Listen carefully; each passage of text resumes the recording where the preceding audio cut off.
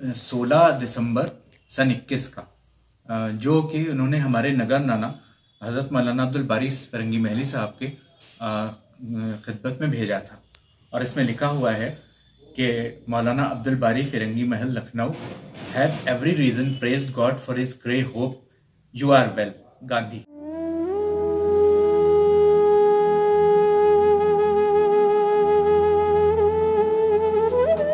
तारीख की गर्ज से आवीज़ां ये वही मकान है जहां महात्मा गांधी लखनऊ के सफ़र के दौरान क़याम करते थे। घर ये वही है जिसमें गांधी जी आए थे और इस हिस्से में भी आए थे। यहाँ भी एक अंदर कोठरी है जिसमें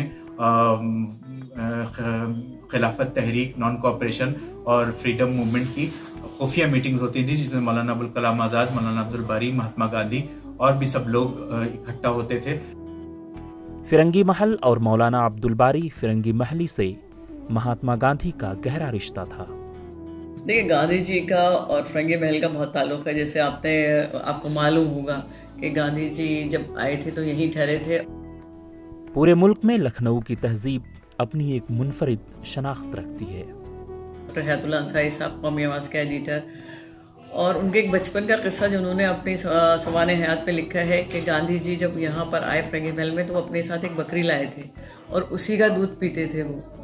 तो ये बहुत छोटे थे तो इनको बड़ा तजस्सुस हुआ कि गांधी जी आए हैं बकरी के साथ आए, कोई मेहमान तो कभी ऐसा आया नहीं मेहमान खाने में। तो वो उसको बाकायदा देखने गए। उनकी दादी ने उन्हें बताया था कि कोई मेहमान आता है तो हम उसे ग्लोरियाँ खिलाते हैं, पान की ग्लोरिया उस जमाने में रिवाज था, आप समझ रहे हैं? जी जी। खासदान, तो वो खासदान लेके गए ग्लोरियाँ बना के बकरी के लिए, और वहाँ जाके उन्होंने बकरी को खिलाई। बकरी ने ग्लोरियाँ खा लिया, मुंह दूसरी तरफ करके खड़ी हो गई। तो हयातुल्लाह साहब को बड़ा झटका लगा कि ये गांधी जी तो इतने अच्छे अखलाक वाले, इनकी बकरी कैसी है? खा के मुंह दूसरी तरफ कर लिया।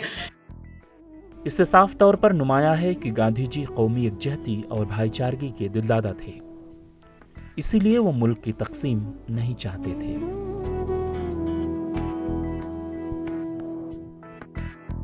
ATV भारत के लिए लखनऊ से मोहम्मद इरफान की रिपोर्ट।